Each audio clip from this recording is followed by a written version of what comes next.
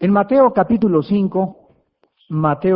5, versículos del 38 al 48, hemos estado analizando durante estas últimas 7 conferencias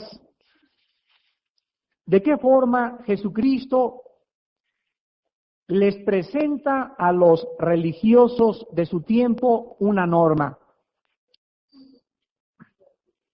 un patrón demasiado elevado para cualquier ser humano que quiera, por sus propias fuerzas, alcanzarlo. Jesús llega y comienza a decirles: ustedes oyeron, no cometeréis adulterio, pero yo les digo que cualquiera de ustedes que en su mente, en su corazón, en su vida interior, y dice Dios, y yo los estoy viendo, desea o codicia otra mujer que no es tu esposa, eres adúltero. Ustedes creen y dicen, asesino es el que jaló el gatillo de un rifle. Y las cárceles, dice la gente que está afuera, están llenas de asesinas, y mucha gente dice, yo no soy asesino. Y Cristo les dice, pero yo les digo que si en esta noche cualquiera de ustedes tiene odio, amargura contra cualquier persona, eres culpable de homicidio.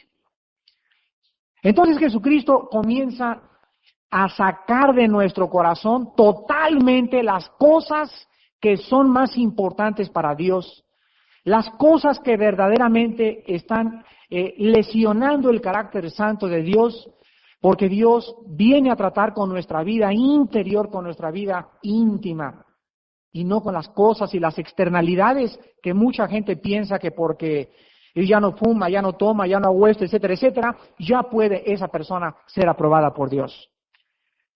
La frase de Jesús, ama a tus enemigos, en el versículo 44, pero yo os digo, amad a vuestros enemigos, resume la grandeza de las enseñanzas de Jesús a todos sus seguidores.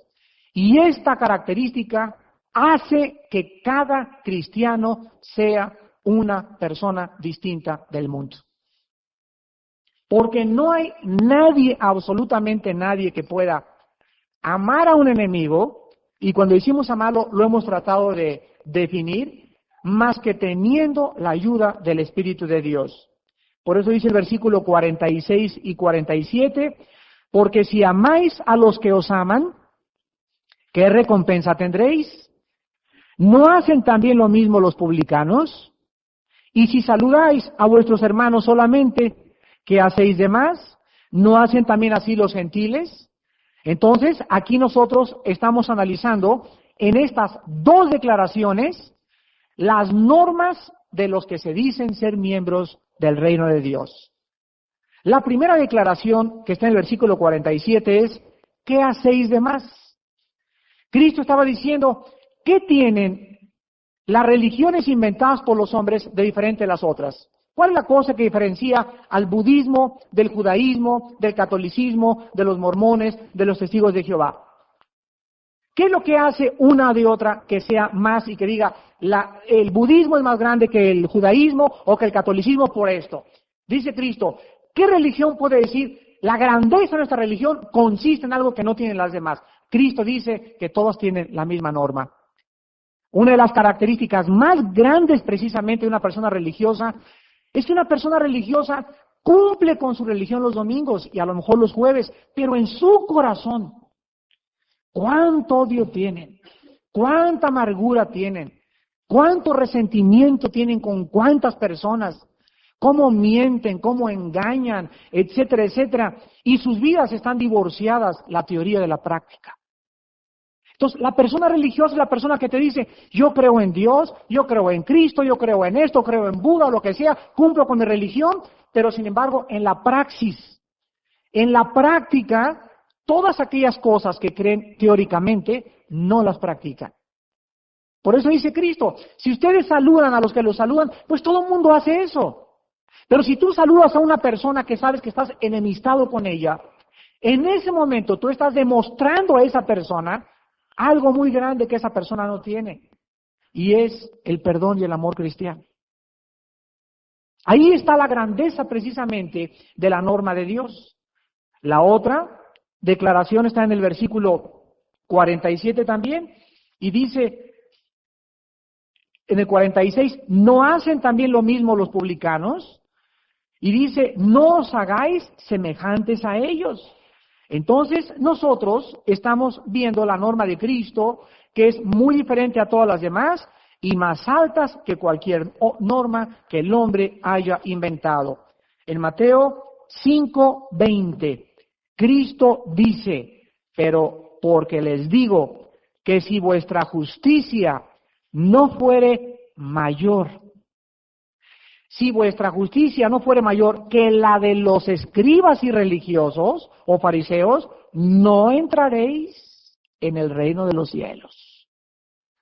¿Ven ustedes entonces que Jesús está diciéndonos en esta noche, nos está invitando a manifestar esa fuerza interior que hemos recibido mediante el Espíritu Santo para que nosotros podamos verdaderamente ser diferentes de los demás? Y si nosotros en esto, por lo menos en lo que a los enemigos respecta, no estamos diferenciándonos y los hacemos igual, y la vecina de enfrente ya no le hablo ni le saludo, ni al hermano aquí en la iglesia tengo 3 semanas que no lo saludo, etcétera, etcétera, o me enojo con un hermano y me voy de la iglesia porque me hicieron cara de fucho, me disciplinaron, etcétera, etcétera, y comienzo a portarme como las demás personas que por cualquier cosita se ofenden. En ese momento dice Cristo, ¿qué hacéis de más? Tu reacción es igual a la de un pagano. Tu reacción es exactamente igual a la de una persona que jamás ha conocido la gracia de Dios. Entonces, esta norma, no solamente Cristo venía a revelarla, sino que vean ustedes, por ejemplo, en Levítico capítulo 18, en el Antiguo Testamento, que esta norma ya existía. Ya existía, y la norma de Dios siempre se ha caracterizado por ser mayor a cualquier norma humana. Levítico capítulo 18, versículos del 2 al 4. Y antes de leer este pasaje, nada más quiero que recuerden lo que comenzamos a decir al principio, la más alta ética humana jamás podrá igualar la norma de Dios. Y este concepto no solo se encontraba en el Nuevo Testamento, sino que se encontraba en el Antiguo Testamento. Desde que Dios llama al hombre hacia Él, nos llama para que vivamos una norma, para que vivamos una vida mucho, mucho, pero mucho más elevada que la persona común y corriente que no conoce la norma de Dios. La norma de Dios siempre ha sido una, la santidad. Sean santos porque yo soy santo, dice el Señor. Y si nosotros no entendemos que esa es la altura y el nivel donde debemos de vivir, no hemos conocido la gracia de Dios. Porque la gracia de Dios nos enseña, dice Tito capítulo 2, que renunciando a los deseos impíos y paganos, vivamos una vida santa, piadosa y justa. Y si esta gracia de Dios no ha cambiado nuestra vida interior para tener ese cambio tan drástico de vida, entonces no has conocido lo que es la salvación. En Levítico 18, del 2 al 4, encontramos un ejemplo. Y vean la orden al pueblo de Israel. No haréis como hacen en la tierra de Egipto, en la cual morasteis, ni haréis como hacen en la tierra de Canaán, a la cual yo os conduzco, ni andaréis en sus estatutos. Mis ordenanzas pondréis por obra, y mis estatutos guardaréis, andando en ellos, yo Jehová, vuestro Dios. Aquí está diciéndole Dios a su pueblo, quiero que entiendan que la vida a la que yo les he llamado a llamar, no es como la que vieron en Egipto. No es como la tierra donde van a entrar. ¿Sabían ustedes que los cananeos eran personas que vivían, pero totalmente degradadas moral, espiritual y emocionalmente? Lo vamos a ver en unos momentos. Y el pueblo donde iban a entrar los judíos era un pueblo totalmente entregado a los ritos paganos, quemaban y ofrecían a los niños al dios Moloch, practicaban las relaciones sexuales con los animales, practicaban la homosexualidad, el lesbianismo, la brujería, leían las cartas, hacían adivinación, hacían limpias, había todo lo habido y por haber que hay ahorita en el siglo XX.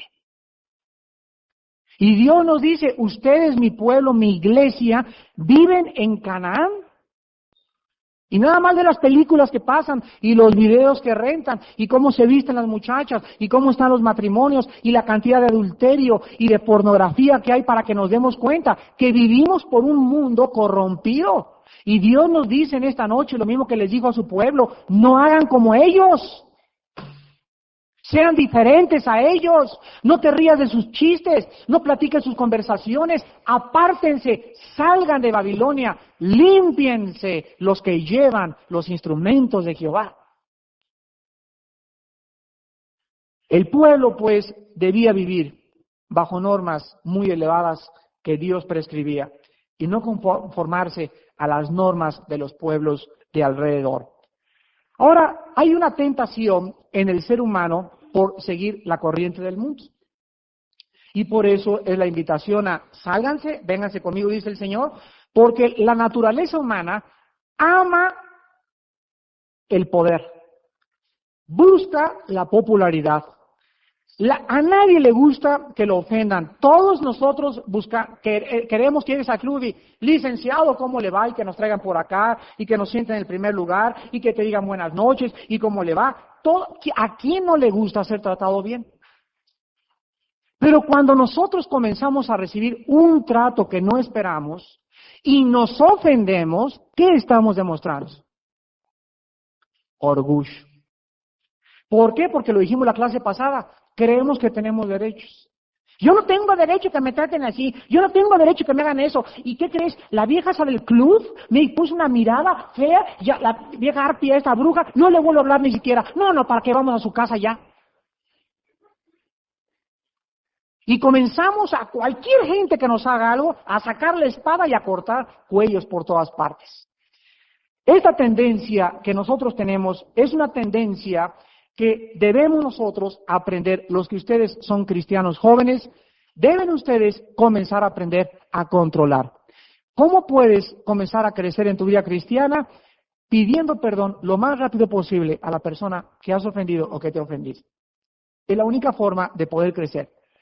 Si en esta noche tú tienes algo contra alguien, comienza en esta noche a practicar y dile hoy en la noche, tía, te hablo por teléfono, o mamá, te pido perdón porque anoche te aventé los trastes, o mi vida anoche te di el portazo, o no te quité la silla en el restaurante para que te sintieras, mi vida me he dado cuenta que soy un patán como esposo, no te he tratado, y comienza a pedir perdón. Y cuando hacemos eso, ¿saben ustedes qué significa eso? Esto significa humillarse. Y a nadie le gusta eso. Vuelvo a repetir, a nadie le gusta, a todos nos gusta que nos pidan perdón y que nos digan esto y el otro, pero ¿a quién le gusta venir y decirle a alguien, oye, discúlpame por eso que te hice hace 8 días? A nadie. ¿Por qué no nuestra naturaleza humana? Somos muy orgullosos. Pero tenemos que ir matando ese orgullo si queremos crecer y llegar a esa grandeza de espíritu que Dios quiere que lleguemos.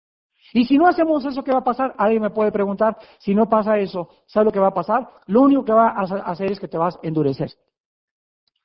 Y la amargura va a comenzar a afectar tu corazón, tu presión sanguínea, tu comida, tu estómago, la digestión. Hasta la digestión es afectada por las personas que llegan a la comida y están así, pero así, pues unas ulcerotas que se les van a hacer, ¿verdad?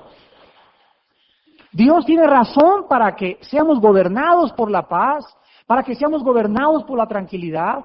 Dicen ahorita que 1 de cada 10 personas en el mundo padece de úlcera estomacal. 1 de cada 10, producida por esa neurosis, esa tensión. Así estamos siempre como gavilanes, como sopilotes, con las uñas, con las garras, dispuestos a arañarse, cuñado contra cuñado, madre contra suegra, hijo contra padre, familia contra familia, hermanos contra hermanos. Así estamos todos, están más bien dijo el otro, ¿verdad?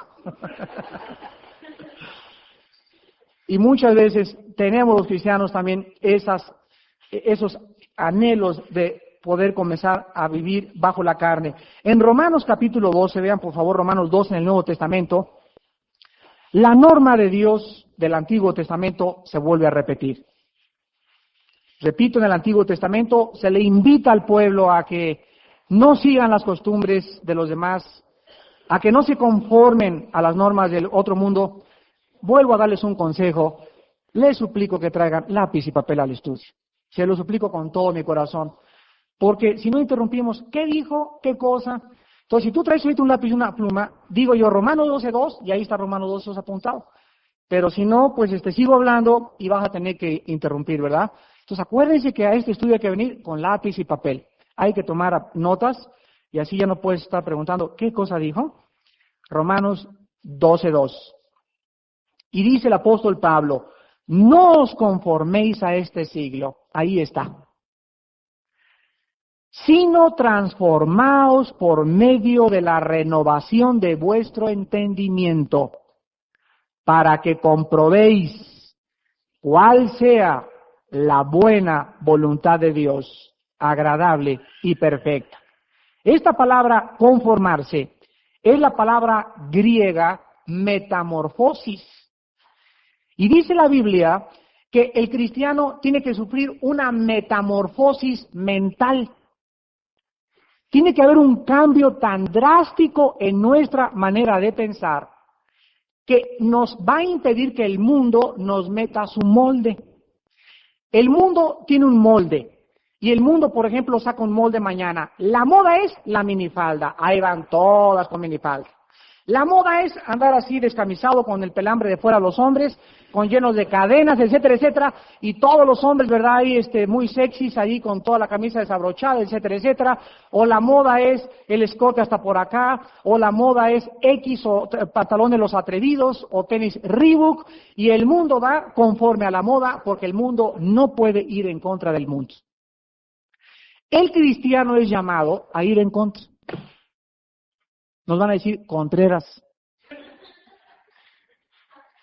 Pero el cristiano no debe conformarse y ahí surge un conflicto muy serio. La persecución se desata en cuanto desafiamos el molde del mundo. Una muchacha que llega al salón de clases, vestida, tapada desde aquí hasta abajo, y todas las muchachas pintadas como cirqueras y con su chiclototote, etcétera, etcétera, y que el novio, y que me acosté anoche con un muchacho, que voy por aquí, por allá, inmediatamente en cuanto ven a alguien que es diferente, que creen todas así las baterías antiaéreas, las encañonan contra ella y comienzan Sor Juana Inés de la Cruz, religiosa, mocha, anticuada, pasada de moda, traumada y hasta loca te van a decir. Porque estás desafiando al mundo. Tú llegas a tu oficina y todos ahí, pornografía y risas, y que hicieron anoche, y que se pone que si tengo con la amante, y tú siempre serio, trabajando, repartiendo folletitos, hablando de Cristo, se van a todos contra ti. Pero quiero que escuchen esto. Este es el impacto precisamente que Dios quiere que hagamos. Porque cuando vivimos diferente y cuando somos diferentes y nos portamos y caminamos y nos sentamos y hablamos y actuamos diferente a los demás, es cuando la gente comienza a preguntarse, oye, ¿qué onda con este cuate? ¿Qué cosa lo cambió? ¿Estará loco? Y comienzan a secretamente admirar nuestras convicciones. Y entonces, cuando la gente te ve diferente, escuche muy bien, es cuando te vuelves un magneto, un imán que los atraes hacia Cristo.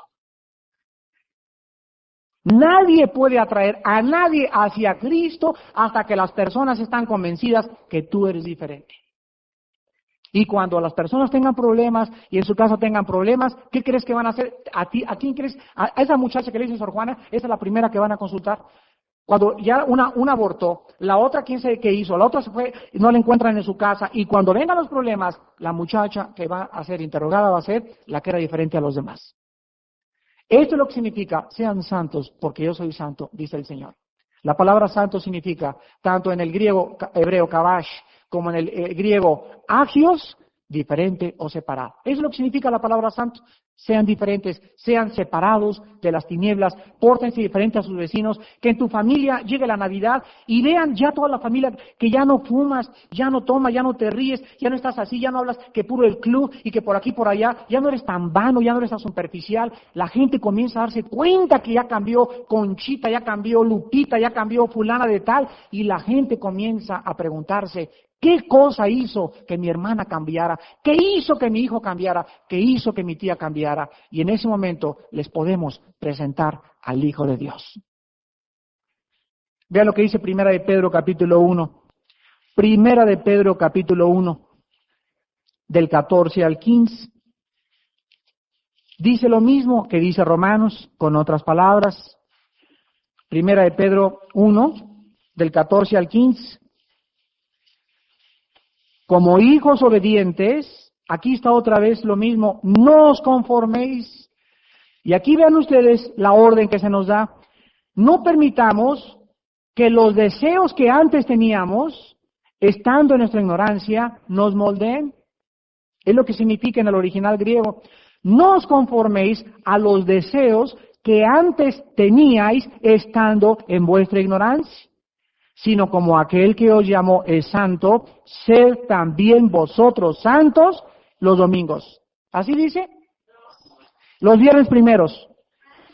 Dice, en toda vuestra manera de vivir. Cuando te levantas, cuando vas al baño, cuando desayunas con tus hijos, cuando vas en el metro, cuando vas en el camión, al llegar al trabajo, al salir del trabajo, al regresar del metro, en la casa de tu cuñado, en todas partes manifiesta la misma norma, la santidad.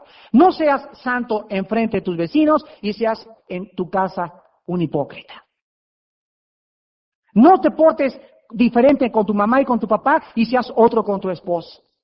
No tengan 3 o 4 personalidades. La Biblia dice, en toda vuestra manera de vivir, manifiesten la santidad.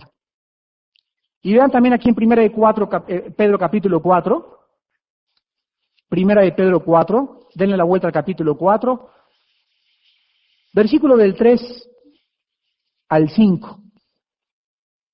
Y dice el apóstol Pedro, baste ya. En otras palabras, ya estuvo suave. Baste ya el tiempo pasado, o sea, todo lo que hicimos, para haber hecho lo que agrada a los gentiles, o sea, todo lo que hacíamos antes lo hacíamos porque queríamos caerle bien al compadre, porque le queríamos caer a los vecinos, porque todos se carcajeaban de las mismas tonterías, por no ser diferentes a los demás, por no sufrir vergüenzas en la familia, por eso hacíamos muchas cosas. Dice Pedro, baste ya el tiempo pasado, para haber hecho lo que agrada a los gentiles, andando en lascivias, concupiscencias, embriagueces, orgías, disipaciones y abominables idolatrías. A estos les parece cosa extraña que vosotros no corráis con ellos en el mismo desenfreno de disolución y os ultrajan. Pero ellos darán cuenta al que está preparado para juzgar a los vivos y a los muertos. Dice la Biblia lo que hemos estado diciendo. A la gente le parece extraño que seamos diferentes, que te vistas diferente, que actúas diferente. Uy, les parece extrañísimo que vengas a un estudio bíblico. Ay, comadre, usted ya es de las de la Biblia. Usted ya es de los aleluyas. Le sorprende. ¿Pero qué? Pero le dices, me fui a una orgía, ni siquiera te dicen qué dijiste, pero le dices, voy a estudiar la Biblia. ¿Qué? Porque lo que están acostumbrados a ellos a hacer no les sorprende. Pero si alguien dice, voy a un estudio de la Biblia, comienzan a girar en su mente y comienzan a sorprenderse. ¿Pero cómo es posible? Y te van a perseguir como si les dijeras, voy a ir a vender marihuana. Qué increíble, ¿verdad? A mí me han platicado de tantas familias que cuando sus hijos dicen voy a la Biblia, o cuando el esposo va a la Biblia, hasta les han dicho que no regresen a la casa. Como si de veras dijeran, papá, me voy a dedicar al tráfico de drogas. Pero ¿por qué ese odio, por qué esa aversión a las cosas divinas? Porque el ser humano en su corazón, en lo profundo de su alma, odia a Dios. Ahora vean ustedes en Marcos capítulo 7, la tradición que los fariseos tenían, la cual les impedía ser diferentes a los demás. Cuando Jesús les dijo a los fariseos, oísteis que fue dicho, se estaba refiriendo, ni más ni menos, a sus tradiciones. Y antes de leer Marcos 7, del 6 al 8, el 9 y el 13, quiero explicarles a ustedes lo que es una tradición. En el año 420 después de Cristo, aproximadamente, el último emperador romano, llamado Constantino, estaba en una batalla que se llamó la batalla de Milvain. Y supuestamente él, en algunos escritos, sobre todo por el monje Jerónimo, dice que vio una cruz que le decía en el cielo: sigue este signo y vencerás. Vincitoris creis doi, en el latín. Cuando Constantino se convierte al cristianismo, manda un edicto a todo el mundo romano, que era el imperio predominante. Y el edicto decía que el cristianismo era la religión oficial de Roma. Del año 420 al año 1961, échenle pluma a la diferencia, ¿cuántos siglos son? Del año 420 al año 1961, la Biblia se prohibió. Y en lugar de que la Biblia fuera abierta cuando el emperador Constantino absorbió el cristianismo, la Biblia se cerró y se le otorgó la autoridad a los seres humanos. Entonces comenzaron los seres humanos por 18 siglos a introducir al cristianismo tradiciones. ¿Qué cosas son las tradiciones? La palabra tradición significa, tanto en el latín como en el griego, transmitir. Y las tradiciones son enseñanzas transmitidas de generación en generación. Y una tradición, el mejor ejemplo que les puedo dar es el siguiente. Una vez le preguntaron a una señora: oiga señora, ¿por qué cocina usted la carne en esa olla tan chiquita? Y le dice la señora: porque mi mamá me enseñó así. Vamos a preguntarle a la mamá: oiga señora, ¿por qué le enseñó a su hija a cocinar la carne en una olla tan chiquita? Y dice la mamá: porque mi mamá me lo enseñó así. Vamos con la abuelita: oiga abuelita, ¿por qué le enseñó usted a su hija y esta a su hija que cocieran la carne en una olla así? Porque me lo enseñó mi mamá. Vamos con la bisabuelita. Pues llegaron con la bisabuela. Señora, doña Gertrudis, queremos preguntarle, ¿por qué usted comenzó a cocinar la carne así? Y doña Gertrudis contestó: porque no tenía una olla más grande. Esto es lo que es una tradición. Son enseñanzas que fueron enseñadas hace algunos años o lo que sea, pero que no necesariamente son la verdad. Entonces Cristo, en Marcos capítulo 7, les dice a los fariseos lo que nos dice en este siglo a las personas que mezclan las tradiciones con la palabra de Dios. Y dice Marcos 7, del 6 al 8, respondiendo él, les dijo: hipócritas, bien profetizó de vosotros como está escrito Isaías: este pueblo de labios me honra, mas su corazón está lejos de mí, pues en vano me honran, enseñando como doctrinas, ¿qué dice? Mandamientos de hombres. Entonces, el cristiano vive en un mundo que está tratando de amalgamar las cosas transmitidas por los hombres y la palabra de Dios, y siempre que nosotros encontramos un mandamiento de hombre, necesariamente entra en conflicto con la palabra de Dios. Porque o tiene la razón el hombre o tiene la razón Dios.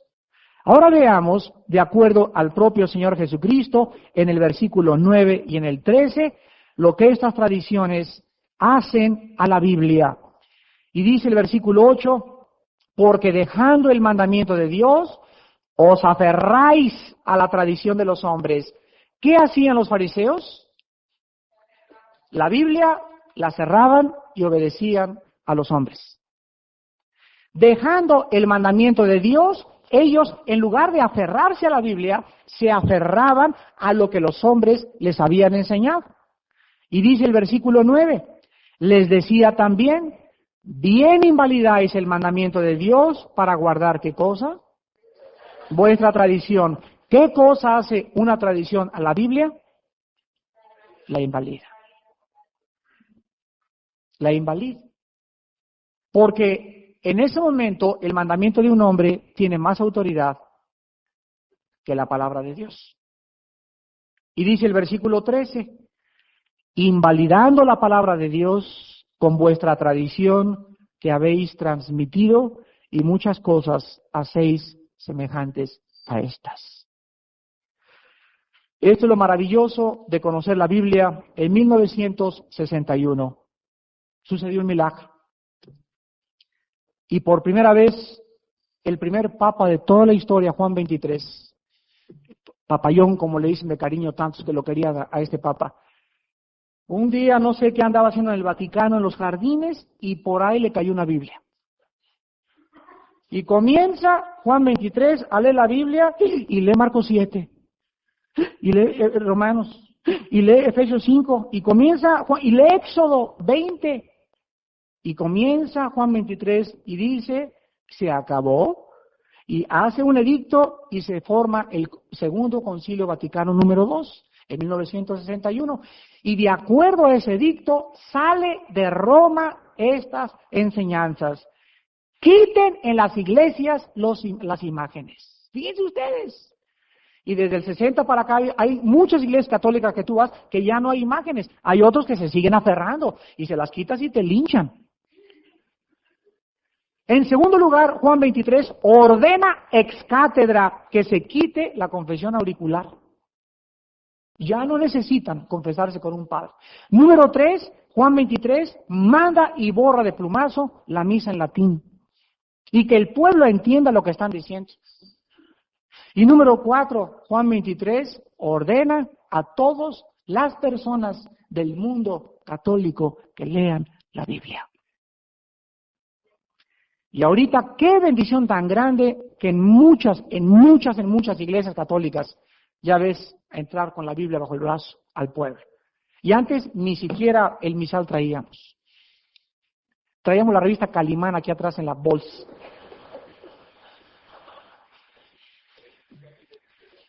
Las enseñanzas de los judíos entonces comenzaron a pervertir las enseñanzas de Cristo, porque cuando Cristo vino al mundo, pues el Antiguo Testamento, que constaba de los libros del Antiguo Testamento, fue cerrado. ¿Y saben lo que hicieron los fariseos? Lo mismo que hicimos nosotros después de la muerte de Cristo.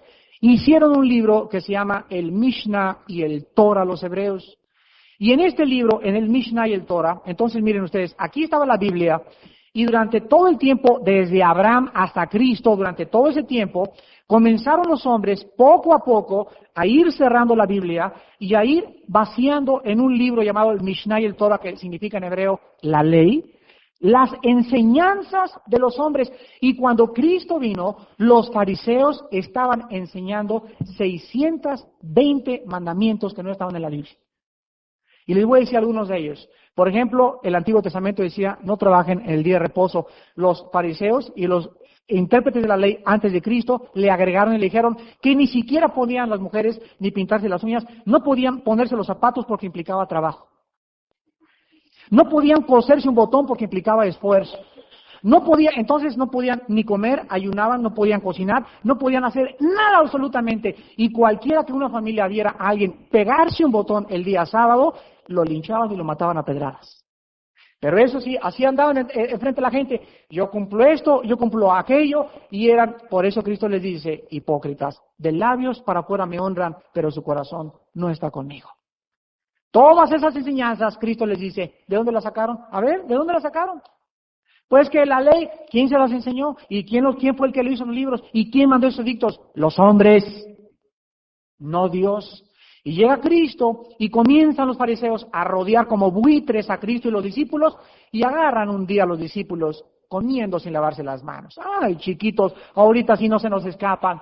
Y llegan con Cristo. ¿Por qué tus discípulos son tan inmundos de no lavarse las manos a la hora de la comida?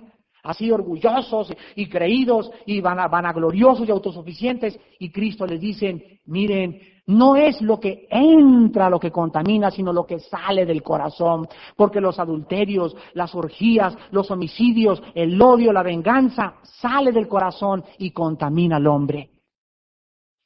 Entonces les muestra que el problema de ellos era las externalidades y no la raíz de todos los males con las cuales Cristo vino a tratar. Jesús vino a darnos un corazón nuevo. Y aquella persona en esta noche, para acabar, que piense, que haz de cuenta que tienes una llave abierta de agua en tu casa. Y está la señora con la escoba así, saque y saque el agua. Pues ahí te vas a estar toda la vida tratando de sacar el agua hasta que no vayas y cierres la llave. El problema no es el agua, el problema es de dónde sale la llave. La religión está tratando de limpiar y así le hacen. Y Cristo no vino a hacer eso. Cristo vino a cerrar la fuente de la contaminación. A cerrar esta llave para que el agua que saliera ahora no fuera agua amarga, sino agua de vida, agua dulce. Y esta agua es la palabra de Dios y es la que nos ha lavado, la que nos santifica y la que cada día nos hace cada vez más semejantes a esa norma que Dios nos vino a dar, la santidad, sin la cual nadie verá a Dios. Despidámonos en oración. Te damos gracias, Señor, por tu palabra.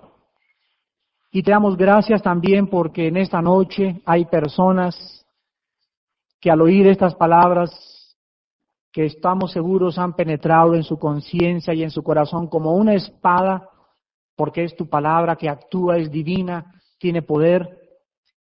Han podido descubrir, Padre Santo, que lo que tú ves es el corazón y no lo externo.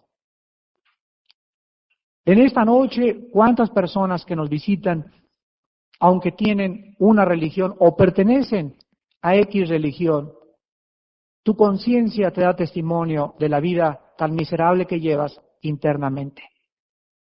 La falta de paz en tu vida, la falta de amor a tu familia, a tus semejantes, la falta de honestidad en tus negocios, solo demuestra una cosa, que la llave no ha sido cerrada.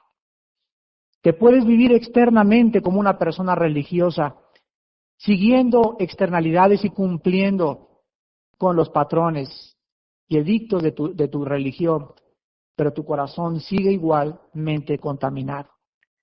En esta noche podrás preguntar, ¿qué puedo hacer para tener ese nuevo nacimiento? Para verdaderamente comenzar a entrar en una relación verdadera, real, íntima, viva, dinámica con el Hijo de Dios. La Biblia dice, en primer lugar, arrepiéntete de tus pecados. Arrepentirse es reconocer en esta noche que eres pecador. Lo contrario al arrepentimiento es el orgullo, el decir, yo ya tengo mi religión, me basta con eso. La Biblia dice, tienes que nacer de nuevo.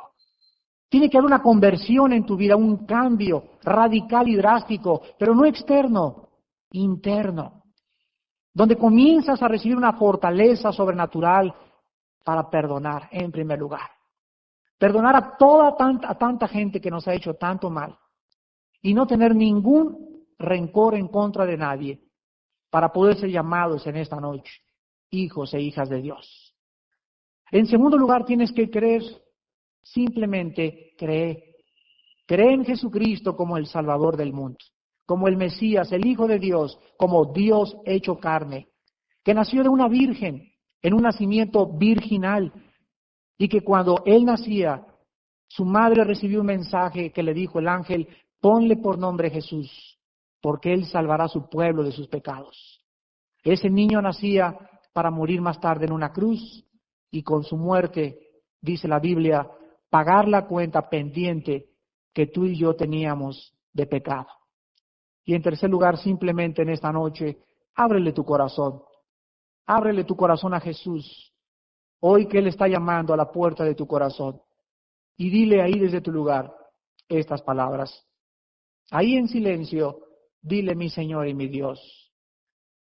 Perdona mi vida porque te ha ofendido. Mis pecados te han ofendido. Y he vivido una vida hipócrita, una vida doble. Quiero que me laves con tu sangre preciosa, que me hagas la persona que tú quieres que yo sea, porque esa norma que tú me demandas nunca la podría alcanzar por mis propios esfuerzos, ni por medio de mi religión. Necesito tu Espíritu Santo. Necesito tu vida, Jesús, para poder vivir esa vida, esa norma tan elevada que tú le pides a los que te siguen vivir. Y te pido, Señor, que entres a mi corazón como mi Salvador. Porque creo que en la cruz, con tu muerte y con tu sangre, pagaste por mis pecados. Que a los 3 días te levantaste de los muertos y que en esta noche vives resucitado, hablándome y pidiéndome entrar a mi vida. Y en esta noche te digo, ven, Señor Jesús, mi vida te necesita inmensamente. Ayúdame a alcanzar esa norma, fortalece mi vida y mi corazón, lava mis pecados, porque te lo pido en el nombre de Jesús. Amén.